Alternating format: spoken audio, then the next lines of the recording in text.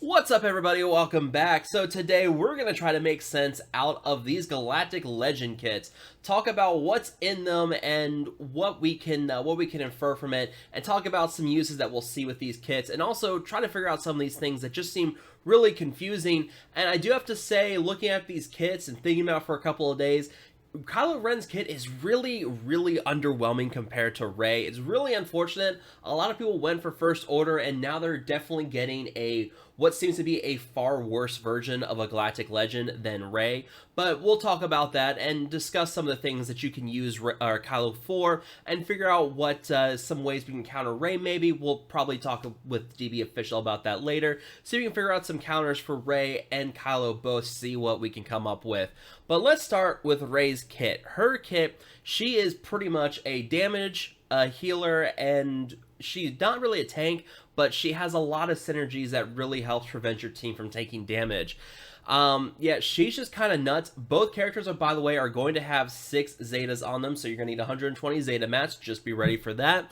Her basic, she can deal damage a second time if she is attacking during her turn with this. She gains a lot of bonus health steal and ignores 50% of the target's armor. That's only if she's attacking during her turn. And then this health steal is doubled if she is under 50% health. So she can very easily heal back up if she uses this basic during her turn. Sort of a heal for herself. Her first special is called Lifeblood, and you're going to notice right away both her specials do not have any cooldowns on them, which is grossly overpowered. But her first special, Lifeblood, she loses 25% of her health, and the target ally, light side ally, gains bonus protection equal to that amount lost. So, you are going to be wanting to stack up health on her. This is something that devs have said as well. Health mods is definitely a way to go for Rey here, because she is going to have a lot of healing and a lot of things that synergize with max health and really stacking up her health. Sort of like we have with First Order Executioner, where his offense is based on his max health. This is something you're going to want to also use with Rey, where you want to stack up her health,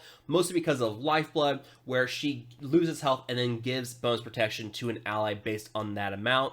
And then while that ally has Lifeblood, this then causes that character to receive 30% less damage and deal 30% more damage. Already pretty strong there, so she can heal up that character. They take a whole lot less damage, and they can deal more damage. Very strong buff she can throw out on one character, and this can only be put on one ally at a time, and it has to be a light side ally.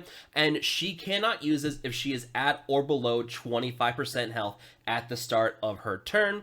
So if you have her at low health, she won't be able to use this. Something to keep in mind if you are facing Rey is that she can't throw out this heal then. Then you deal with her second special, Sudden Whirlwind, one of the most overpowered moves I've seen in this game. 3 times massive damage to the target enemy, then deal physical damage to all enemies, and enemies defeated by this ability cannot be revived. This cannot be countered or evaded. Now, this ability cannot be used unless a light side ally dropped below 60% health since its last use, and the devs have since thrown in another clarification as well. She cannot use this turn 1. You have to have a light side ally drop below 60% health. So there was a lot of concern about her being able to use this if an ally had using this her first turn and just wiping out someone on the enemy team. That is not going to happen here. So she does have to wait until someone on her team has dropped below 60% health, and then she can use this. So that's a big deal. A lot of people worry this would be a first turn, just one-shot kill, automatically defeating someone on the enemy team. Glad to see that that is not what's going to happen here. But either way, 3 times massive damage to the target enemy. That is 99,999 damage times 3. That's almost 300,000 damage with this attack. That is grossly overpowered. And also, this is just a mallet killer. Anyone who has reduced damage from percent health damage effects will not mitigate this ability. So Malik, both of your normal Kylo Rens we have in the game, any other characters who don't take like that bonus exposed damage, they will be receiving 300,000 damage with this attack, just like any other character. This is just going to wipe out enemies. Then her leadership ability, light side allies have 40% mastery, 30 speed, and 30% max health, and whenever an enemy gains bonus turn meter, all inspired light side allies gain 5% bonus mastery until the end of the encounter. And mastery goes back to the relics, talking about the power of the relics. So these light side allies automatically have plus 40% bonus mastery added on to their relics. So those 3 bonus stats they get at the bottom of the relic page, those are amplified by 40% here. And then anytime a light side ally falls below 50% health, they gain damage immunity for 1 turn, which cannot be copied, dispelled, or prevented, and recover 50% health when it expires. She automatically pretty much heals them back up to full health, and yeah, this is just so grossly overpowered. Unique 1, Manifest Inspiration, and at the start of her turn, she becomes inspired, and if she is already inspired, she instead inspires the healthiest light side ally who isn't. Inspired light side allies dispel all debuffs on themselves whenever they use a basic ability during their turn, and light side allies with inspired or damage immunity cannot have their turn meter removed. So building off her leadership already with that turn meter or with the damage immunity, now you have this inspired ability as well that can prevent them from having turn meter reduced and removed. Yeah, that's this is going to be pretty interesting, because very quickly she's going to be able to throw out inspired on pretty much her entire team, and I believe Resistance Heroes Finn or Poe can also throw out inspired as well. So there's a lot of synergy building up with those characters. And then her second unique, Galactic Legend. Unit retakes reduced damage from percent health damage effects and massive damage effects. So just like Kylo Ren's and Malik, she does not take that full damage of expose, but also massive damage effects will not destroy her. So if you're fighting another Galactic Legend Rey, that unique whirlwind ability will not destroy her like it would other characters. They take massive damage from destroy effects, excluding raid bosses, and are immune to stun effects. So people are asking what this massive damage and destroy effects means. What this means is that Darth Nihilus, if Darth Nihilus uses his Annihilate ability, it will not automatically guarantee a kill on Galactic Legend Rey. This is something you'll also see with Kylo Ren as well. Both these characters will instead take the 100,000 damage from the Annihilate instead of actually being defeated.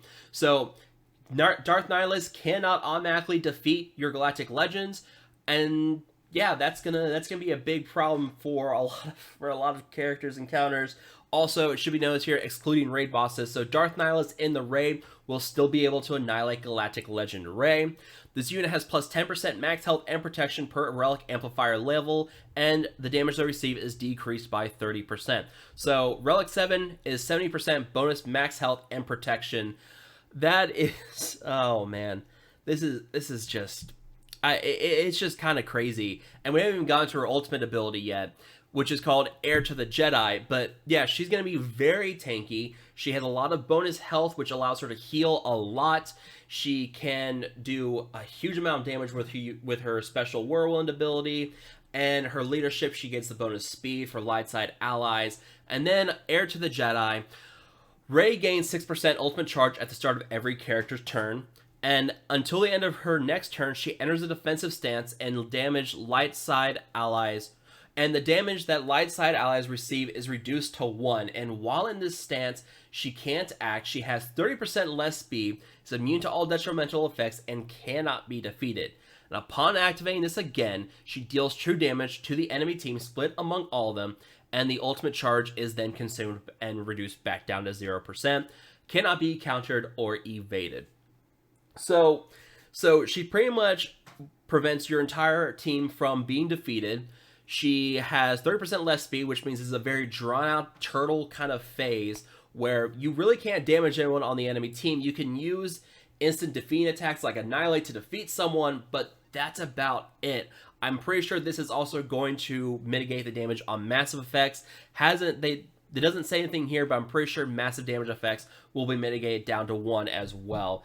So, yeah, Rey is by far the most powerful of the 2 Galactic Legends right now, and she is just, I mean, yeah, if you went for Rey, congratulations, you got the more powerful Galactic Legend here.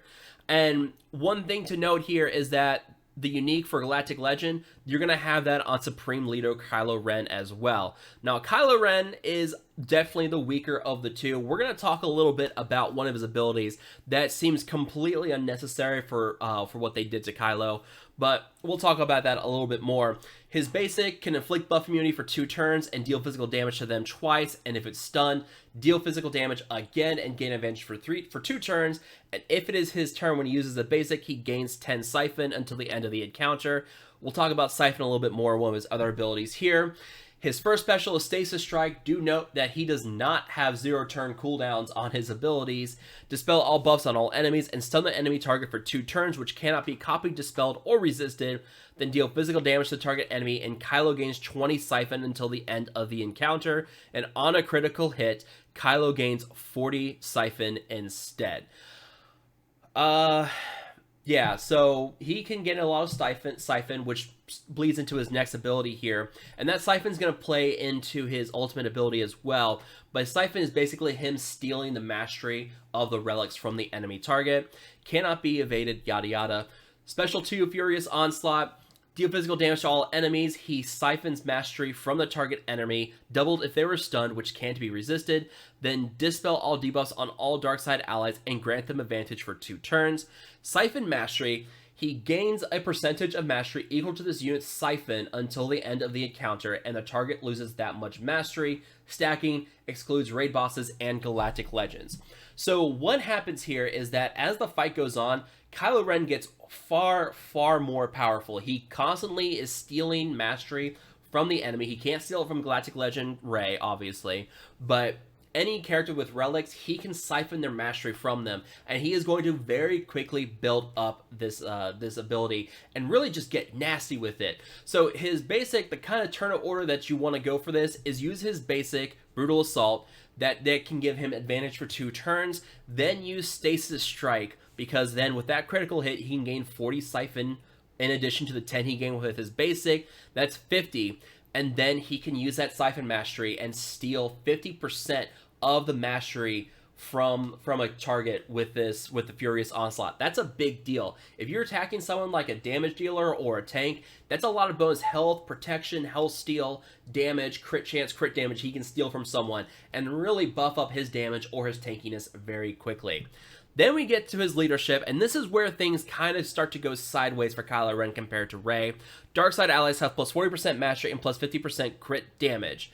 Whenever a Darkside ally loses advantage without scoring a critical hit, they gain advantage for 1 turn at the end of the turn, and whenever a Darkside ally gains advantage, if they didn't already have it, they gain a bonus based on their roll. Tanks taunt for 2 turns, attackers gain crit damage up for 2 turns, and support and healers gain 20% turn meter. So one big drawback for him versus Rey is that I would take that plus 30 speed with Kylo Ren's leadership. I would take plus 30 speed over these kind of buffs here with the tanks, attackers, and support and healers. Maybe that's just me, but plus 30 speed with Rey's leadership, that's a big deal. Speed is king, and to not give speed to Kylo Ren, instead give like these buffs with advantage and relying on advantage, that's something that I don't really like, because a lot of light side out, you can pretty much use any light side allies with Rey and they can get that bonus speed. You have to use characters who gain advantage in order to give these bonuses to them for Kylo Ren's leadership. That's where I kind of sour on Kylo Ren versus Rey here. And yeah, okay, that's cool. The support and healers gain 20% turn meter. That would be awesome if there wasn't something else we're gonna see here in his kit here in a minute. It just blows my mind that what some of the design they did around Kylo Ren. Yeah. It's some good stuff here. The attackers getting crit damage up for 2 turns. That's pretty cool. And the 20% turn meter would be great if it wasn't for his unique. And the tanks gaining taunt for 2 turns. It kind of limits his ability for some of these characters and who you can throw in with him. Now his first unique is Press the Advantage, and this is where the turn meter stuff starts to fall apart really. Supreme Leader Kylo Ren is immune to stagger, cannot gain taunt effects, and enemies defeated during his turn cannot be revived. Whenever a Darkside ally loses turn meter, they gain 10% of their current max health and max protection, stacking. Whenever a Darkside ally gains bonus turn meter, they lose 10% of their current max health and max protection, stacking. So here's the problem, and this is where I'm struggling to understand what CG is going for here with Kylo Ren. If support and healers gain advantage, they gain 20% turn meter, which is cool. They then lose max health and max protection, and I don't get what they're going for with it. It's something that I just don't really understand why they're going to do this. You don't have drawbacks on Rey with her kit. She can heal, she can tank, she does massive damage. She doesn't really damage her team. She doesn't give them a disadvantage for being there. half your first order are going to automatically start damaging themselves anytime they're thrown in with Supreme Leader Kylo Ren. This is unique. This isn't his leadership.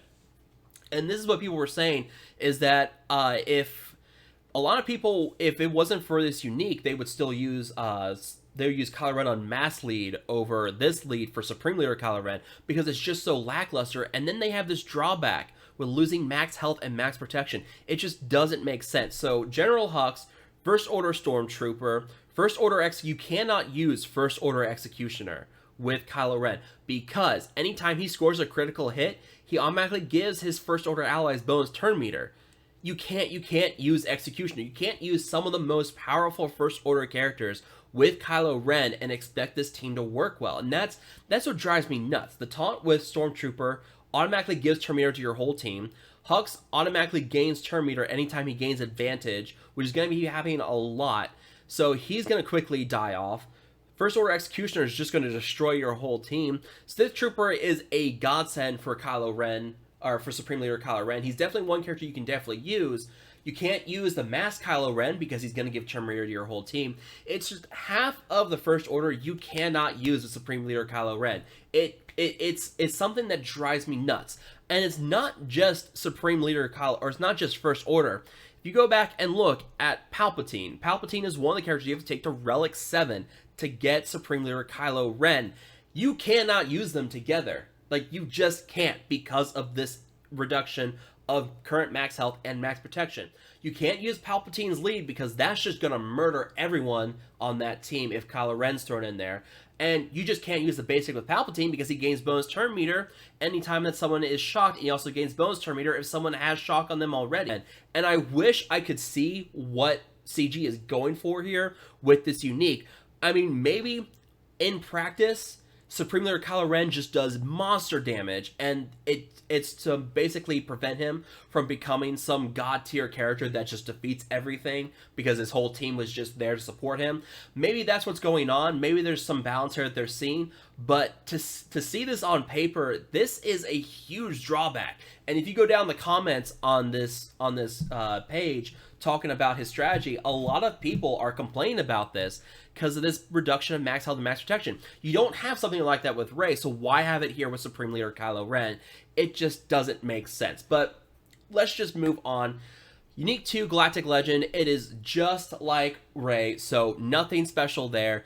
The reduced damage from destroy effects can't be damaged by max health damage effects, so nothing's different there. And then you get to his ultimate, and this thing seems pretty freaking powerful, and I really want to see it in practice to see if it's just going to be as powerful as I think it is. Supreme Leader gains 2% ultimate charge whenever a dark side ally deals physical or special damage to an enemy, increased to 5% on a critical hit. Sith Trooper is someone you really want to throw on the team with him. When he activates his ultimate, you can see he's got 3 different level of tiers of charging or activation on him. When he activates this, dispels all debuffs on himself, enter aggressive stance, and deals physical damage to all enemies, which cannot be evaded. While in the stance, he is immune to damage and detrimental effects, cannot be defeated, his siphon is doubled, and his abilities have no cooldowns. Now, based on the charge of his ability, he lasts for a certain number of turns. 60% is 1 turn, 85 is 2 turns, and 100% is 3 turns. Now, he cannot use his ability if he is already in an aggressive stance. So, yeah, Sith Trooper is someone you absolutely have to use with Kylo Ren here, because he always assists whenever you stun or deal a critical hit to an enemy, and since he has a high base crit chance, you can automatically get 10% charge on this anytime that happens. That is a big deal. This is definitely someone that, Sith Trooper is definitely someone you have to use with Supreme Leader Kylo Ren. It just charges him so quickly. You have the AoE attack. You have the mass assist with Hux that can also do some huge boost to the ultimate as well. Sith Trooper is definitely somebody you want to use. Hux, you do want to use him, but he is going to very quickly die off because the bonus turn meter gains. So yeah, he gains double the siphon. So if you had the 50% from the siphon mastery already, that's doubled to 100% here. And that he is just going to turn into a monster when he activates this ability. So it's going to be something we have to see in practice. On paper, Kylo Ren just does not look as strong as Rey, we will see what that means for practice, because we've seen this before. I believe Holdo was one kit that looked fantastic on paper, but when you start to use her in practice, it just really wasn't that powerful. And then yeah, you go down the comments, and yeah, I mean, this is what a lot of people are saying. He doesn't really shine compared to Rey, and we'll have to see what it does. And yeah, this is yeah, here I agree with Ultra on this. This drawback feels completely unnecessary.